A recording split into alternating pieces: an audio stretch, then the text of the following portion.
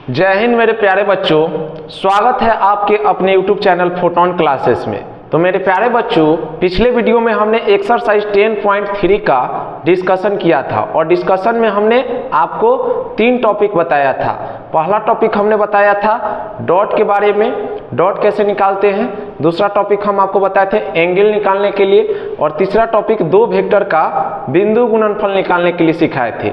आज के इस लेक्चर में हम आपको बताने वाले हैं dot product in component form. और यह जो सेशन है काफी ज्यादा मतलब वीवीआई सेशन है, बात समझ रहे कि नहीं। आज मतलब वैसा मतलब पॉइंट हम आपको बताएंगे जो एग्जाम में डायरेक्ट रहता है। तो चलिए हम लोग चलते हैं अपने वेक्टर के एक्सरसाइज 10.3 की ओर। और यह आपका थ्योरी का क्लास चल रहा है। थ्योरी समाप्त होने के बाद आपको एक्सरसाइज 10.3 का क्वेश्चन कराया जाएगा, बात समझ रहे हैं। तो आप बारीकी से हर एक थ्योरी को देखिए। और यह जो टॉपिक अभी हम आपको पढ़ा रहे हैं, इस टॉपिक से डायरेक्ट एग्जाम में क्वेश्चन पूछते हैं, बात समझ रहे कि नहीं, वह भी ऑब्जेक्टिव। तो आप बारीकी से समझिए। देखिए क्या लिखा है, dot product in component form. Component form में कैसे हम डॉट करते हैं, इस चीज को देखिए। चलिए चलते हैं, आप एकदम ध्यान से समझिएगा, आपको 100% समझ में आएगा, बात समझ रहे हैं। चलिए देखिए, सबसे पहले इसको समझने के लिए हम आपको फिगर बनाते हैं, क्योंकि फिगर पर आपको ज्यादा समझ में आएगा, बात समझ रहे हैं। चलिए देखिए, सबसे पहले हम आपको एक फिगर बताते हैं, फिगर पर आपको ज्यादा समझ में आएगा। देखिए 3D हम फिगर ले लिए।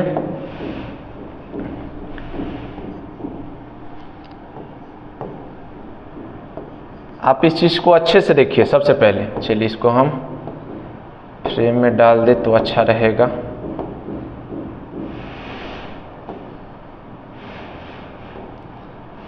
तीन साइड हम दिखा दे रहे हैं। चलिए देखिए, एक इस तरह से है और एक इस तरह से और एक इस तरह से, मतलब 3D पिक्चर में है, बात समझ रहे हैं। देखिए इसको हम मान लेते हैं एक्स एक्सिस, इसको हम मान लेते हैं वाई एक्सिस, और इसको हम मान लेते हैं मेरे प्यारे छात्रों जेड एक्सिस, बात समझ रहे हैं। और यह ओरिजिन है, यह क्या है आपका ओरिजिन है, याद रखिएगा।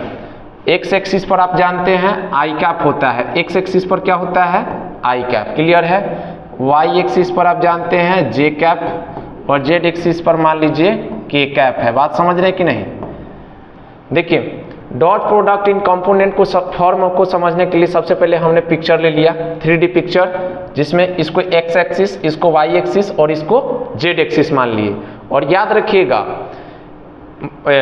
इसमें आपको याद रखने होंगे कि मॉड आई, मॉड जे और मॉड के, ये सब यूनिट वेक्टर है, और यूनिट वेक्टर का मैग्नीट्यूड जो होता है वह 1 होता है, क्लियर है। तो याद रखिएगा, मॉड आई, मॉड जे, मॉड के, ये सब आपस में इक्वल है, इक्विवेलेंट है, क्योंकि इसका मैग्नीट्यूड 1 होगा।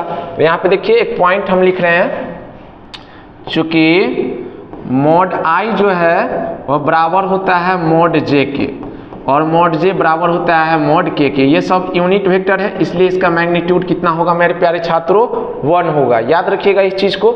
इसका मतलब है कि आई जो है जे पर परपेंडिकुलर होता है और जे के पर, मतलब इसमें सभी वेक्टर जो है एक दूसरे पर परपेंडिकुलर होता है। आई देखिए जे पर परपेंडिकुलर है और जे के पर।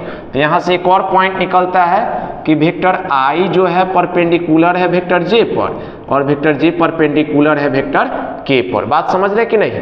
ये सब बेसिक पॉइंट है। अब देखिए, आप जानते हैं कि जब 2 वेक्टर एक दूसरे पर परपेंडिकुलर होता है तब उसका डॉट 0 आता है। कितना आता है 0, बात समझ रहे कि नहीं। तो चलिए यहाँ पे देखिए, अगर आप आई डॉट जे कीजिएगा तब इसका मान क्या आएगा 0, इसके बाद जे डॉट के कीजिएगा तब इसका मान क्या आएगा 0, क्योंकि 2 वेक्टर जब परपेंडिकुलर होता है तब उसका डॉट 0 आता है, बात समझ रहे कि नहीं। अगर नहीं आप समझे तो देखिए यहाँ पे बेसिक में, सबसे पहले इसको शेप में कर दे। यहाँ पे देखिए, आप बेसिक में इसको समझिए, इसको आपको याद रखने होंगे, इस पॉइंट को आप याद रखिएगा।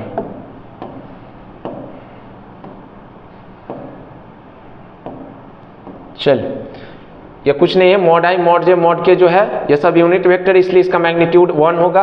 और याद रखिएगा आई जो है जे पर परपेंडिकुलर है और जे जो है के पर परपेंडिकुलर है। और दो वेक्टर जब आपस में परपेंडिकुलर होता है तब उस समय उसका डॉट हो जाता है जीरो। क्या हो जाता है? जीरो। अब इस चीज को देखिए एक बार हम समझाते हैं। पिछले लेक्चर में हम इस चीज के बारे में समझाए हैं, लेकिन फिर से आप समझ लीजिए। यहाँ पे देखिए थोड़ा सा यह बेसिक आप समझ लीजिए, बेसिक पॉइंट है। क्या बेसिक पॉइंट है इस चीज को देखिए। मान लीजिए दो वेक्टर एक दूसरे पर परपेंडिकुलर है, वेक्टर ए जो है वेक्टर बी पर परपेंडिकुलर है। इस समय यहाँ पे देखिए एंगल जो है 90 डिग्री बनेगा। देखिए दो वेक्टर जो है ए परपेंडिकुलर है बी पर, किस पर है? तब इस समय इसका डॉट निकालेंगे। अगर आपसे पूछ दिया कि ए डॉट बी क्या होगा, ए डॉट बी, तो इसका फार्मूला हम लेके चलेंगे निकालने के लिए, mod A mod B cos theta. ये सब पढ़ाया हुआ है पीछे में, आप एक बार जाके देख लीजिए। समझ रहे कि नहीं? आपको पूर्ण रूपेण समझ में। तो ए डॉट बी रहेगा, ए डॉट बी रहेगा बराबर, ये मॉड ए रहेगा, मॉड बी रहेगा, और कॉस कॉस है तो कॉस रहने दीजिए। और थीटा का मान देखिए कितना लीजिएगा? 90 डिग्री, चूंकि थीटा एंगल को शो करता है तो थीटा हो जाएगा 90। और कॉस 90 का मान कितना होता है? जीरो। कॉस 90 का मान कितना होता है? जीरो। आप पढ़े होंगे। तो चलिए यहाँ पे देख लीजिए, वेक्टर ए डॉट बी का मान कितना हो जाएगा? ये मॉड ए रहेगा, उसके बाद मॉड बी भी रहेगा, गुना कॉस 90 का मान कितना होता है? जीरो। तो जीरो में मॉड ए और मॉड बी से गुना कीजिएगा तो क्या कर देगा? जीरो। समझ रहे कि नहीं? तो यह आपका आ गया ए डॉट बी का मान जीरो। तो याद रखिएगा जब दो वेक्टर आपस में परपेंडिकुलर हो, जब दो वेक्टर एक दूसरे पर परपेंडिकुलर होता है, यहाँ पे देखिए वेक्टर ए जो है परपेंडिकुलर है वेक्टर बी पर, इसका मतलब डॉट इसका निकालेंगे तो क्या आएगा? जीरो। और निकाल के आपको दिखा भी दिए। समझ रहे कि नहीं? तो याद रखिएगा जब दो वेक्टर एक दूसरे पर परपेंडिकुलर होता है उस समय उसका डॉट कितना हो जाता है? जीरो के बराबर हो जाता है। तब देखिए यहाँ पे हम आपको 3 आइडेंटिटी बता रहे हैं जो काफ़ी ज़्यादा वीवीआई है और एग्जाम में पूछा भी जाता है, तो आप इसको भुलाइएगा नहीं। देखिए अब आप i का डॉट j के साथ कीजिएगा तो क्या आएगा? जीरो। उसके बाद j का डॉट उसी प्रकार k के साथ कीजिएगा तो क्या आएगा? जीरो। और k का डॉट i के साथ कीजिएगा तो क्या आएगा? जीरो। तो अब हम इस चीज को लिख देते हैं सिमिलरली, इसी प्रकार आप देखिए जब आप i का डॉट j के साथ, चूंकि दो वेक्टर परपेंडिकुलर होता है तो डॉट क्या है? जीरो। तो याद रखिएगा पहला में अगर वेक्टर i डॉट j है तब इसका मान क्या आएगा भाई? जीरो। याद रखना ये सब चीज, याद नहीं रखिएगा फिर आपको समस्याएं हो जाएंगे। दूसरा आप आइडेंटिटी में याद रखिएगा जब आप j का डॉट k के साथ निकालते हैं तो क्या आएगा? जीरो। तो j डॉट k यह क्या हो जाएगा? जीरो। चूंकि जब दो वेक्टर परपेंडिकुलर होता है तब उस समय उसका डॉट कितना हो जाता है? जीरो। और एक प्रॉपर्टी और निकलेगा k डॉट i, k का डॉट जब आप i के साथ करते हैं तो याद रखिएगा वेक्टर k डॉट i यह क्या हो जाएगा? जीरो। तो याद रखिएगा जब दो वेक्टर एक दूसरे पर परपेंडिकुलर होता है तब उस समय उसका डॉट। और यह जो 3 हम प्रॉपर्टी बताए हैं ये काफ़ी ज़्यादा फेमस प्रॉपर्टी बताए हैं। याद रखिएगा यह एग्जाम के लिए काफ़ी ज़्यादा वीवीआई है। अगर आप याद नहीं करते हैं तो समझिए कि गया। याद रखिएगा यह सब प्रॉपर्टी पूछा हुआ है, डायरेक्ट एग्जाम में पूछता है कि i डॉट j किसके बराबर? तो जीरो के बराबर। चूंकि दो वेक्टर परपेंडिकुलर होता है उस समय उसका डॉट निकालते हैं तो जीरो। उसके बाद j डॉट k किसके बराबर? जीरो के बराबर। याद रखिएगा जुबान पर। उसके बाद k डॉट i किसके बराबर होता है? जीरो के बराबर। बात समझ रहे कि नहीं? तो याद रखिएगा जब दो वेक्टर एक दूसरे पर परपेंडिकुलर होता है उस समय उसका डॉट जीरो आता है। क्लियर है? चलिए अब आगे हम लोग चलते हैं। यहाँ पे कंक्लूजन क्या निकला इस चीज को देख लीजिए। क्या कंक्लूजन निकला इस चीज को देख लीजिए। अगर i का डॉट j के साथ करते हैं या j का डॉट k के साथ करते हैं या k का डॉट i के साथ करते हैं, इसका मतलब सबका डॉट जीरो आएगा। याद रखिएगा चूंकि दो वेक्टर जब परपेंडिकुलर होता है तब उस समय उसका डॉट क्या आता है? जीरो। तो एक लाइन में आप याद कर सकते हैं कि i dot j, j dot k, k dot i ये सब परपेंडिकुलर होता है एक दूसरे पर, इसलिए इसका डॉट कितना आएगा? जीरो। एक लाइन में आप याद रखिएगा। अगर इस तरह से याद रखना है तो इस तरह से आपको याद रखने होंगे। बात समझ रहे कि नहीं? तो ये dot product in component form का 3 मीनिंग हम आपको बता दिए हैं। ये 3 मीनिंग नहीं है, ये 3 वीवीआई फॉर्मूले हैं। बात समझ रहे कि नहीं? आपको याद रखने होंगे। इसके बाद आपको पढ़ना है प्रोजेक्शन ऑफ वेक्टर, और यह तो काफी ज्यादा इंपॉर्टेंट है, इस पर हम क्वेश्चन भी कराएंगे। समझ रहे कि नहीं? Projection of vector, projection of vector मतलब सदिश का प्रक्षेप। चलिए अब आगे चलते हैं हम लोग। Projection of vector, projection of vector. चलिए हेडिंग लगा देते हैं प्रोजेक्शन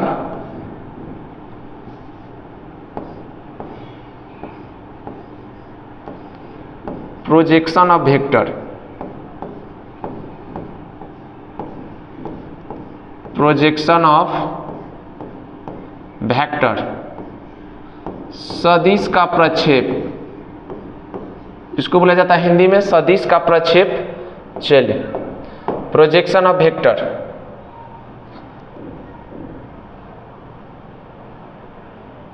सदिश का प्रक्षेप, प्रोजेक्शन ऑफ वेक्टर। देखिए प्रोजेक्शन, और ये काफी ज्यादा वीवीआई टॉपिक है, याद रखिएगा। ये जो है वीवीआई है वह भी 2 मार्क्स के लिए, याद रखिएगा। ये 2 नंबर में आपके पूछे जाते हैं एग्जाम में, और पूछा भी गया है, समझ रहे कि नहीं। प्रोजेक्शन आपसे पूछता है, आप प्रोजेक्शन का मीनिंग बहुत ईजी है, बहुत ईजी है, बात समझ रहे कि नहीं। आप समझ जाइएगा तो कैसा नो प्रोजेक्शन आप निकाल सकते हैं। देखिए सबसे पहले आप समझिए प्रोजेक्शन कैसे निकलता है। आपको दो गो वेक्टर पर प्रोजेक्शन पूछेगा, समझ रहे। अगर कहेगा कि projection of vector A on B, मतलब जिस पर पूछेगा ना उसका मोड नीचे, और 2 वेक्टर हमेशा देगा। प्रोजेक्शन 2 वेक्टर के बीच पूछेगा, याद रखिएगा। अगर आपसे पहला पूछ दिया कि projection of vector A on B, A on B, तो देखिए किस पर पूछ रहा है, बी पर। ऑन बी मतलब बी पर बताइए, तो दोनों का डॉट ऊपर रखेंगे और उसका मोड नीचे, जिस पर पूछा है उसके मोड नीचे। अगर आपसे दूसरा में पूछ दिया कि projection of vector B on A, मतलब एक ए पर प्रोजेक्शन बताना है, तो ए का मोड नीचे और डॉट उसका ऊपर। अब याद रखिएगा इस कंसेप्ट को। देखिए बहुत इजी सा कंसेप्ट है। यहां पे देखिए कंसेप्ट, क्या कंसेप्ट है। आपको 2 तरह से पूछेगा। एक पूछेगा कि projection of vector, projection of vector A on B, A on कह रहा है कि सदिश ए का बी पर प्रक्षेप बताओ। ऑन बी मतलब बी पर कहा है, तो देखिए इसके लिए क्या करेंगे, ये दोनों का डॉट ऊपर रखेंगे, ये दोनों का डॉट कहाँ रखेंगे, ऊपर, और जिस पर पूछा है उसका मोड नीचे। तो ऑन बी, तो बी पर पूछा है तो इसका मोड कहाँ रखेंगे, नीचे। बस यही छोटा सा कंसेप्ट है, बात समझ रहे। अब देखिए दूसरा में आपको इस तरह से पूछेगा कि projection of vector, projection of vector B on A, B on A, बात समझ रहे कि नहीं। देखिए इस बार आपसे पूछा है ऑन ए, मतलब ए पर बताओ बउआ, तो दोनों का डॉट कहाँ रखेंगे, ऊपर, और जिस पर पूछा है उसका मोड नीचे। तो देखिए इसका फॉर्मूला बी डॉट ए कर दीजिए, चाहे ए डॉट बी कीजिए, कोई दिक्कत नहीं। ए का बी के साथ डॉट कीजिए, चाहे बी का ए के साथ, कोई दिक्कत नहीं। ऑन बी पर पूछा है तो मोड इसका कहाँ रखेंगे बउआ, नीचे। तो यही सब छोटा सा कॉन्सेप्ट है, जिस पर पूछे उसका मोड कहाँ रखेंगे, नीचे, और डॉट ऊपर। क्लियर है। अब देखिए इस पर हम आपको सवाल बताते हैं। सवाल देखिएगा आपका क्लियर हो जाएगा। देखिए सवाल देखिए, आपको 2 टाइप से हम सवाल आपको बताते हैं ताकि आपको दिक्कत ना हो। देखिए अब हम आपको सवाल देते हैं। आपको सवाल देगा, क्वेश्चन दे देगा, इफ वेक्टर ए बराबर 2i plus 3j plus 4k cap and vector B बराबर i प्लस 3j प्लस में 6k cap, then find projection, आपको प्रक्षेप निकालना है, आप ध्यान दीजिएगा। Then find projection vector A on B, vector A on B, आप ध्यान दीजिएगा। 2 वेक्टर आपको दिया है, ठीक है। आप देख लीजिए कि किस पर आपसे प्रोजेक्शन पूछा है। जिस पर पूछेगा भाई उसका मोड नीचे और डॉट कहाँ रखेंगे, ऊपर। बस यही छोटा सा कॉन्सेप्ट है। तो देखो सबसे पहले इसमें कैसे बनाते हैं एग्जाम में, इस चीज को देखो। सबसे पहले एग्जाम में बना रहे हैं तो सॉल्यूशन लिखेंगे और अकॉर्डिंग टू क्वेश्चन जाते हैं, याद रखिएगा, अकॉर्डिंग टू क्वेश्चन, प्रश्न के अनुसार। आपको वेक्टर ए का मान दिया है, लिख लेंगे कि वेक्टर ए हमको दिया है, कितना भाई दिया है, तो दिया है 2i plus 3j plus 4k cap. उसके बाद देखिए एक और वेक्टर दिया है बी देखिए इतना दिया है, लिख लेंगे वेक्टर बी बराबर i plus 3j plus 6k cap. आपको 2 वेक्टर दिया है। सबसे पहले तो डॉट निकालिए। प्रोजेक्शन निकालने के लिए क्या निकालेंगे, ये दोनों वेक्टर का डॉट, इसीलिए वेक्टर ए डॉट बी निकालेंगे। वेक्टर ए डॉट बी, तो ए का मान कितना है देख लीजिए, यह है ए का मान 2i प्लस 3j और प्लस में 4k कैप, और डॉट है तो डॉट दे देंगे। उसके बाद बी का मान भर देंगे। देखिए बी का यहाँ है i plus 3j plus 6k cap. Clear है। अब देखिए डॉट में क्या करते हैं, i वाला i में, j वाला j में और k वाला k में गुना कर देते हैं। बहुत ईजी है। तो 2 को यहाँ पे i है तो 1 है, तो 2 में 1 से करेंगे तो 2 आएगा प्लस 3 को 3 से कीजिएगा तो 9 प्लस 4 को 6 से कीजिएगा तो 24। बात समझ रहे हैं। तो आप देखिए 24 और 2 26 और 26 और 5 जोड़िएगा तो कितना हो जाएगा 33। 26 और 5 जोड़िएगा तो कितना हो जाएगा ना 26 4 30 35 हो जाएगा। बात समझ रहे कि नहीं। देखिए 24 में 2 जोड़िएगा ये हो जाएगा आपका 26 और 26 में 9 जोड़ना है। 26 में कितना जोड़ना है 9, तो 26 4 30 और 5 35। तो ये इसको आप ऐड किए तो a डॉट बी निकल गया। क्या निकल गया, ये आपका a डॉट बी निकल गया। अब देखिए जब डॉट निकाल लेते हैं तो फॉर्मूला से जाते हैं। आपसे प्रोजेक्शन पूछा है, प्रोजेक्शन किस पर पूछा है, a ऑन b। अब जाएंगे अकॉर्डिंग टू क्वेश्चन। अब कहाँ से जाएंगे, according to question. According to question प्रश्न के अनुसार आप जाइए, नहीं वहाँ तो प्रश्न लिए। अब देखिए आपसे projection of A on B तो लिखेंगे, इसीलिए projection of vector A on B, vector A on B. देखिए अभी आप एक चीज और नहीं निकाले, इसका मोड, क्योंकि जिस पर पूछता है उसका मोड लेते हैं। तो चलिए इसका मोड निकाल दीजिए, वेक्टर बी का मोड निकालिए। वेक्टर बी का मोड निकालिएगा तो देख लीजिए, मोड बी निकालिएगा तो कितना हो जाएगा। मोड के लिए क्या करते हैं, आई जे और के बगल वाला को स्क्वायर करके जोड़ देते हैं। तो 1 का स्क्वायर 1, इसके बाद 3 है तो 3 के स्क्वायर 9 हो जाएगा, और 6 है तो 6 का स्क्वायर 36। अब चलिए 36 में 9 जोड़िएगा तो यह हो जाएगा आपका 45, और 45 में 1 जोड़िएगा तो यह हो जाएगा आपका 46। देखिए 9 6 15 1 16 6 हासिल 1 3 1 4। तो मोड भी निकालिए। अब देखिए आपसे पूछा है कि projection of vector A on B बता, तो जिस पर पूछेगा उसका डॉट कहाँ रखेंगे बउआ, ऊपर रखेंगे। आप किस पर पूछा है, बी पर, तो इसका मोड कहाँ ला देंगे, नीचे। बस वैल्यू भर दो, आंसर आ जाएगा। ए डॉट बी का मान यहाँ पे है 35 अब बट्टा ये 35 है आपका। इसके बाद मोड बी, देखिए मोड बी पूछा है, मोड बी का मान भर दीजिए √46। तो ये आपका प्रोजेक्शन निकल गया। बात समझ रहे कि नहीं। तो यह था आपका प्रोजेक्शन, समझ रहे कि नहीं। प्रोजेक्शन में कुछ नहीं, जिस पर पूछता है उसका डॉट ऊपर रखते हैं, और उसी जिस पर पूछा है उसका मोड नीचे, और दोनों वेक्टर का डॉट कहाँ रखते हैं, ऊपर। यही प्रोजेक्शन है। तो आप प्रोजेक्शन के क्वेश्चन बुक से आप बनाइए, तब तक आपको हम एक्सरसाइज 10.3 में सॉल्यूशन फिर से बताएंगे, समझ रहे कि नहीं। और कल फिर एक और क्लास होगा, समझ रहे हैं, वह भी 10.3 का थ्योरी क्लास, और लास्ट थ्योरी क्लास है आपका, इसलिए आप कल एकदम अच्छे से समझिएगा, समझ रहे कि नहीं। चलिए आज के वीडियो में इतना ही, तब तक के लिए धन्यवाद। अगर मेरा वीडियो दोस्त अच्छा लग रहा है तो थोड़ा सा आप लाइक शेयर सब्सक्राइब में कमी नहीं करें, समझ रहे कि नहीं। चलिए आज के लिए इतना ही रहेगा। थैंक्स, जय हिंद।